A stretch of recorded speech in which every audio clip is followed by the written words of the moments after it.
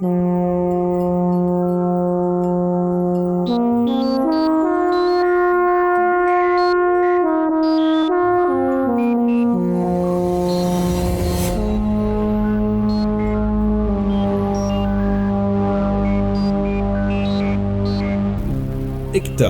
ou les Chroniques d'un astronaute, saison 2, épisode 7ème. À proprement parler, le slop.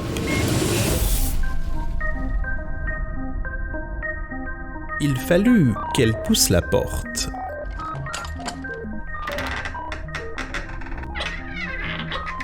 Rien de plus que ce petit geste pour que Hector, petite rate noire, ne comprenne que non. Jusque-là, elle n'était pas réellement entrée dans le slop, le salon linéaire de l'obsédante progression. Car, à proprement parler, ce n'est qu'après avoir poussé ladite porte qu'elle y entrait. Et elle ne pouvait s'y tromper. Les murs aspiraient le son comme un trou noir les photons. La texture molletonnée des parois n'y était probablement pas pour rien. Quant au verre de cette étrange moquette, un verre sapin délavé par un soleil artificiel qui ruisselait d'une pâle lueur dans un lustre de porcelaine usé par les âges, il agressait les yeux. Un vieux buffet en sky élimé et au bouton dominant habillait un coin. Entendez, l'habit est mal. À l'intérieur, d'étranges substances glougloutaient et vapotaient l'idée d'un goût douteux, voire même infâme. Et puis, au milieu, une table basse, ronde plus ou moins, et 2 fauteuils. Club. Au cuir rincé par les trop nombreux passages de visiteurs. Même si, c'est vrai, il n'égalait pas en usure le tapis rongé au mythe qui recouvrait le parquet grinçant, mais surtout les murs qui aspiraient les sons. Bien trop. Il ne fallut donc pas longtemps à Hector pour se décider qu'il lui serait préférable d'entendre au fond de sa petite tête bien faite une musique interne, histoire de supporter le vide. Oh, eh bien, laissez-moi vous souhaiter une belle bienvenue dans mon petit salon. Vous en avez mis du temps dans cet ascenseur avec mon Jean Glibiche. J'imagine qu'il vous a encore tenu la jambe. Enfin, ce qui pourrait s'apparenter à une jambe, hein.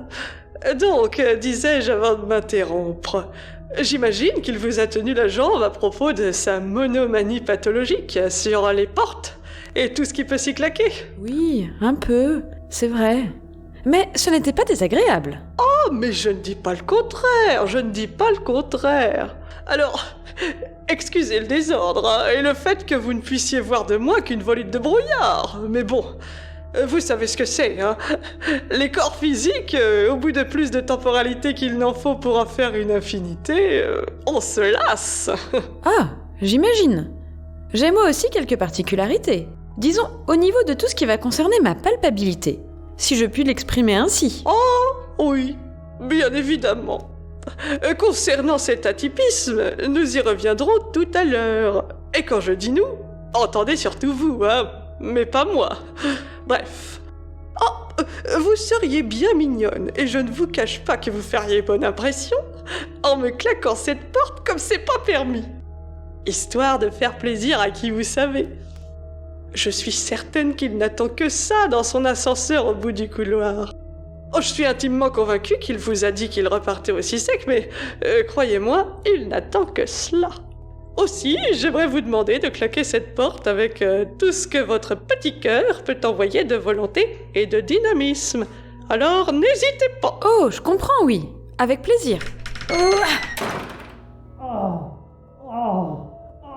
Bah voilà, ça c'est de la claquance. Oh, y a pas photo. Quand une porte claque, eh bien elle claque. Ça c'est une porte qui claque. Voilà. Sur ce, installez-vous, prenez place. Oh, et avant que vous ne le précisiez, bien évidemment, ceux-ci sont traités pour supporter un filtre d'impalpabilité. Comme disait l'autre, des héros et héroïnes solitaires, j'en ai vu passer. Ce ne sont pas des fauteuils accessibles au premier ou à la première venue, si je puis me permettre. Eh bien, le moins qu'on l'on puisse dire, c'est que vous êtes équipé en matière de contre-filtre d'impalpabilité sur les hautes mares, ou dans les hautes mares. Comment on dit d'ailleurs ? Dans le slop. On dit dans le slop. Ah mais on peut dire au slop aussi. Eh oui, bien sûr que nous sommes équipés. Vous êtes au haute mare, Hector, allons. Vous prendrez bien quelque chose à boire ? Volontiers, oui. Voilà ! Une infusion de claquemotte. Vous n'en trouverez pas de meilleur ici, hein ? Et ailleurs non plus. Oh, si vous voyez ce que je veux dire, bien sûr. Oh, qu'est-ce que je peux être guéluronne par moment. Non ? Vous ne me trouvez pas désopilante ? Si vous le dites, oui.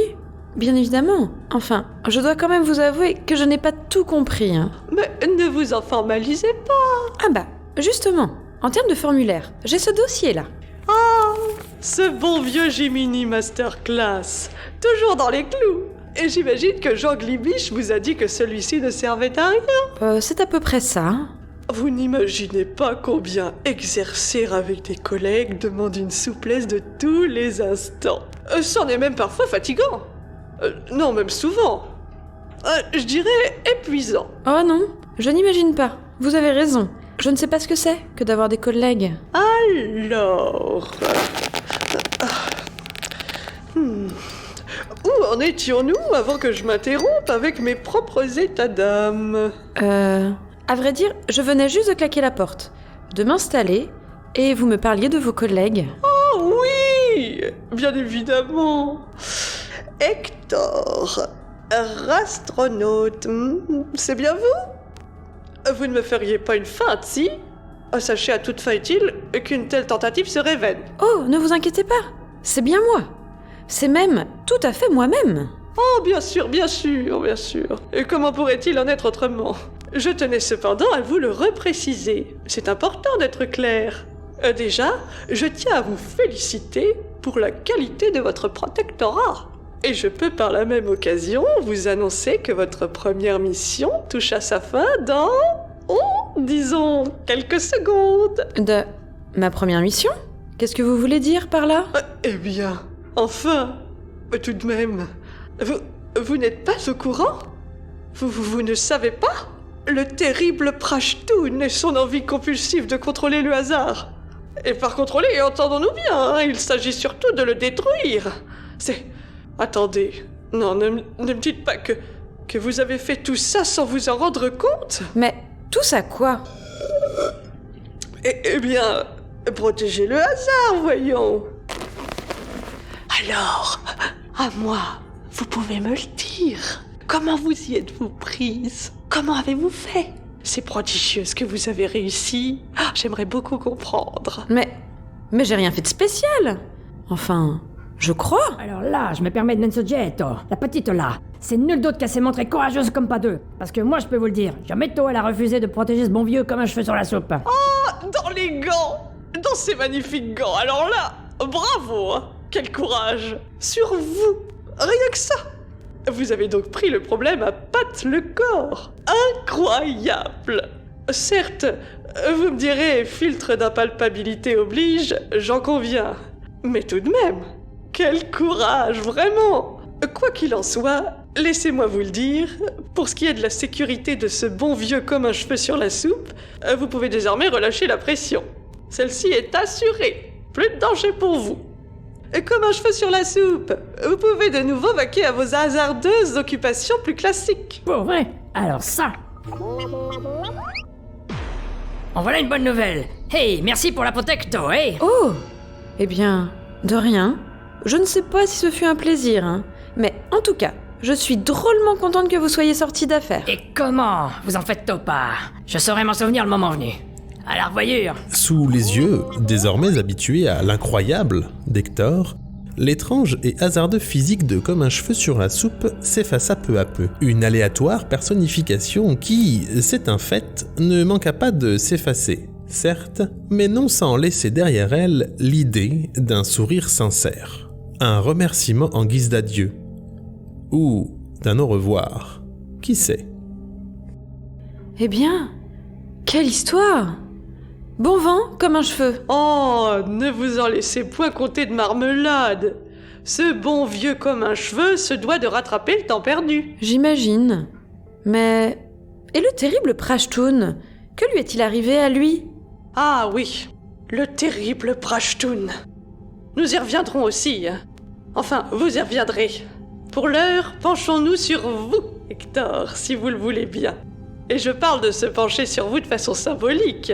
Penchons-nous sur votre cas, disons. Oui, j'ai bien compris la formulation. Rassurez-vous. Bien.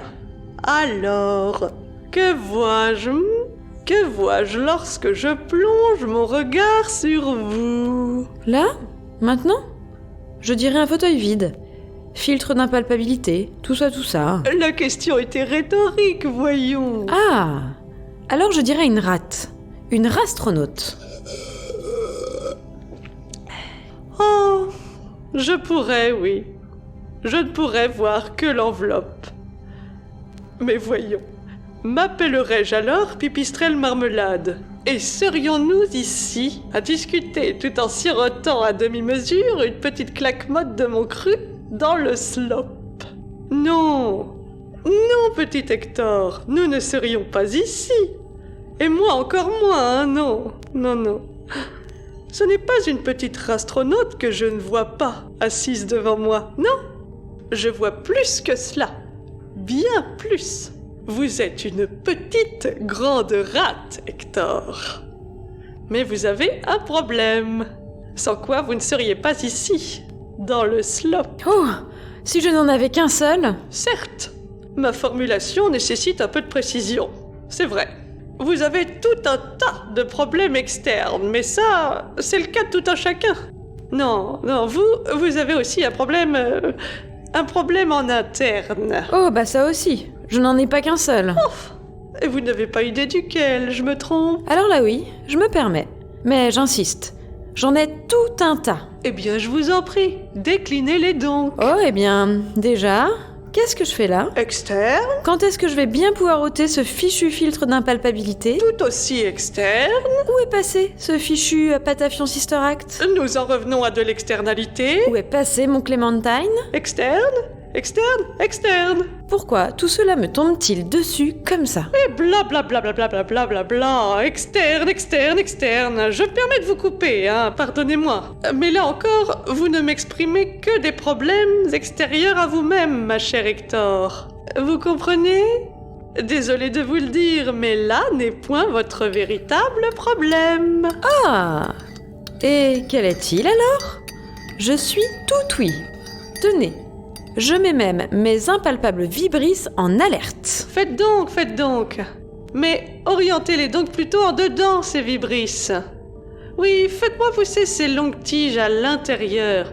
Car votre problème, Hector, rastronaute, est au final évident. Il serait temps pour vous d'accepter enfin que vous êtes une héroïne, Hector. Une véritable héroïne. Rien de plus. Rien de moins. Oh, oui, il serait temps d'accepter que vous êtes ainsi faite. Acceptez donc maintenant, et enfin, d'être de celles qui doivent se battre, qui doivent tracer la voie. Acceptez enfin que vos ressources peuvent vous servir à autre chose que de tenir lorsque vous subissez. Vous m'entendez, Hector? Acceptez d'être une héroïne. Moi, je serais une... Vous avez dit que j'étais une héroïne? C'est ça? Moi, je suis une héroïne. Oui, j'ai tout à fait dit cela. Voilà pourquoi on vient dans le slop. Pour s'entendre dire ce genre de phrases. Une héroïne capable de balancer des salves de magma par les pattes? Capable de voler? Une héroïne qui s'extirpe des pires situations en hurlant très fort, tout en tirant des lasers avec ses yeux? Ah non, attention! Restez mesurés tout de même. Je n'ai pas dit super-héroïne, non. Pas de ça dans votre cas. J'ai bien dit héroïne. Voilà, juste une héroïne. J'entends, d'accord, je comprends. J'entends ce que vous dites, mais j'ai le droit de ne pas être d'accord, si? Ah oui, vous avez le droit. Ah bien sûr, heureusement même. Mais sachez que je ne fais qu'énoncer des faits. Rien de compliqué là-dedans, hein. Vous pouvez être autant en désaccord que vous le souhaitez, vous mettre debout sur la tête tout en claquant des griffes, cela ne changera rien à ce fait. Vous êtes une héroïne. Et votre histoire le prouve, sans aucun doute. Mon histoire? Oui, pardon, vos histoires. De votre petite cage à boulotter des graines à votre croisement de réalité, puis le reste. Patafion Sister Act, la SAP, le premier bar du début du temps, sauver l'univers, j'en passe et des meilleurs. Mais comment voulez-vous que je sauve l'univers, moi? Héroïne ou pas? Que voulez-vous que je fasse donc devant ce terrible Prashtoon? Donc déjà, voilà que vous ne refusez plus d'être une héroïne. En voilà une avancée. Ah non, ce n'est pas ce que j'ai dit. Effectivement, c'est ce que vous n'avez pas dit. Et c'est justement ce que vous ne dites pas qui fait de vous une héroïne. Car jusqu'à présent, jamais vous n'avez dit non à ce qui se présentait à vous, Hector. Jamais vous n'avez refusé de porter votre attention sur les plus fragiles d'entre vous. Jamais il ne vous est arrivé d'abandonner. Et pourtant, le moins que l'on puisse dire, c'est que vous subissez. Et pas qu'un peu. Voyons, que font les héros et les héroïnes, Hector? Je vous le demande, que font-ils? Je dirais qu'ils sauvent le monde. Ah, c'est intéressant ça. Sauver le monde. C'est vrai qu'ils et elles le peuvent, mais ce n'est pas ce qui définit un héros ou une héroïne. Non, Hector, il arrive aussi à des sales types de sauver le monde. Souvent sans le faire exprès. C'est vrai, mais ça arrive. Non, ce qui définit un héros ou une héroïne, Hector, c'est son système de valeurs, son idéal d'âme, son élévation morale, son abnégation, et surtout, son sens du sacrifice. Voilà ce qui définit un héros et une héroïne. Et pour ce que j'en sais, et ce que je lis sur cette fiche, ne fait que confirmer ce que j'annonce, vous êtes une héroïne. Et une sacrée héroïne. Mais je n'ai rien demandé, moi. Mais justement, pardi, c'est ce que je vous dis. C'est ce que vous n'avez pas dit qui fait de vous une héroïne. Bon, écoutez-moi maintenant. Vous êtes dans le SLOP, le salon linéaire de l'obsédante progression. Et vous n'êtes pas ici pour rien. Ici, ce sont les héros et les héroïnes qui se pointent, et pas n'importe lesquels. Ici, on gagne du temps. Ici, on conseille, et on le fait bien. Et quand je vous dis « on », j'espère que vous entendez « pipistrelle marmelade ». J'espère sincèrement que vous l'entendez bien, car maintenant vous ne pouvez plus faire demi-tour. Et j'ajouterais même que vous vous êtes déjà emparé de l'objet de votre quête, Hector. Et vous l'avez fait non sans prendre une cuite mémorable dont toutes les réalités ont probablement déjà entendu parler. Une quête? Quelle quête? Oh, eh bien, sauver le monde, voyons. Ah, tenez, rien que ça.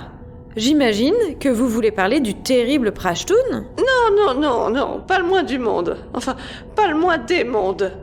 Laissez cette poussière où elle est. Son cas est résolu. Hein? Comment ça? Mais il a réduit à l'état de démarcheur téléphonique Patafion Sister Act en un coup de cuillère à soupe. Et je précise, c'est une métaphore. Enfin, c'est même deux métaphores. Même si l'une d'elles est plus imagée que l'autre. C'est vrai. Oui, je sais. Mais depuis, disons que les choses ont évolué. Qu'est-ce qui lui est arrivé? Ah! Eh bien, disons qu'à vouloir installer sa machiavélique base dans... et là, je vais vous demander de bien vouloir me pardonner cette expression. Le trou du cul de l'univers. Il en advient qu'il est bien plus évident pour un quelconque objet lancé à pleine vitesse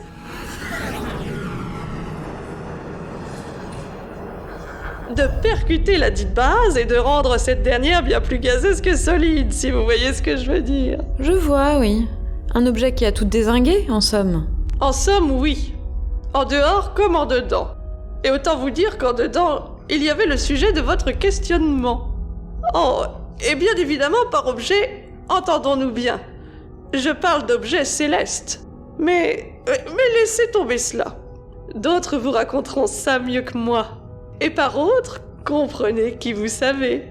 Pour le moment, il m'est nécessaire de valider que votre passage dans le SLOP vous fut bénéfique. Pouvons-nous donc conclure? Oh, oui, bien évidemment. Concluez. J'écoute. Puisque, quand la sage parle, l'héroïne écoute, hein? Ah, des héros et des héroïnes de caractère. C'est ceux et celles que je trouve toujours les plus profonds et profondes. Bien. Donc, plusieurs questions. Tout d'abord, convenez-vous d'avoir vécu, naguère et avant toute cette histoire, une situation des plus banales? J'imagine, oui, quand je n'étais qu'une rate de laboratoire. Bien. Avez-vous été confronté à un obstacle quelconque qui vous pousse à vous mettre en route? Eh bien... J'ai mangé un pépin de clémentine, je crois. Oui, c'est une réponse acceptable.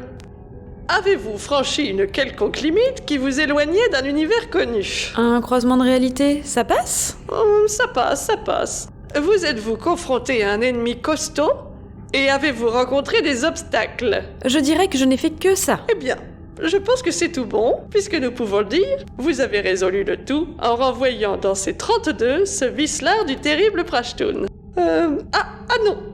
Vous considérez-vous comme ayant été, disons, transformé? Oh, si peu. Je suis impalpable. Je parle, je pense et je voyage dans les réalités. Il vous en faut plus? Eh bien oui, il m'en faut plus. À l'intérieur. En dedans. Vous considérez-vous comme, disons, à quelqu'une de changer? Bon. Et après ce que l'on vient de se dire, je compte sur vous pour dire que oui. Vous vous sentez changé à l'intérieur. Non, mais si. En vrai, je me sens changée, oui. Je crois que j'ai plus confiance en moi. Aussi, je crois que je suis contente. Parce que je viens de réaliser que j'ai gardé tout du long les principes qui me sont chers. Et je suis contente de ça. Je suis restée droite dans mes bottes. Même si je n'ai pas de bottes. Et c'est des chouettes valeurs. Ouais, je suis contente. Et je suis forte aussi. Et ça, c'est pas rien. Ah, alors ça, c'est exactement ce qu'il fallait. Encore une fois, le slop a fait ce qu'il lui fallait faire. Ah, on peut le dire, le slop, c'est du solide. Et vous êtes donc bien celle qu'il lui fallait. Alors, c'est qui, ce il? Oh! Eh bien, vous n'avez pas encore deviné? Pas encore? Non, pas le moins du monde. Eh bien, enfin, Patafion Sister Act, bien sûr. Patafion Sister Act. Il est sorti de sa boucle logico-absurde pernicieuse de niveau 3 couplée à un champ d'auto-satisfaction permanent. Il y est parvenu? Eh bien, enfin, vous parlez d'un contrôleur de la réalité, là. Bien évidemment qu'il y est parvenu. Voyons, c'est Patafion Sister Act. Enfin, ne me dites pas que vous ne connaissez pas ce bon vieux Patafion Sister Act, hein? Un sacré chenapan. Comment penser qu'il puisse se retrouver pris au dépourvu par un autre que lui-même? Je vous le demande. Mais où est-il maintenant? Oh bah, vous êtes assise dessus. Non mais cherchez pas, vous pouviez pas le savoir. Vous, c'était un cube, non? Si vous voulez, hein, je peux reprendre la forme, mais disons que ça m'emmerde, parce que si je transpande là comme de rien, vous allez vous retrouver le cul entre pas de chaise, quoi. Mais alors pourquoi tout ça? Pourquoi le filtre d'impalpabilité? Pourquoi toute cette histoire? Ah non, mais oui, non mais, oui, bah, ça faut que je vous raconte, ça c'est sûr, mais bon, avant tout, faut que je vous dise un truc, et un truc pas banal, hein. Tenez.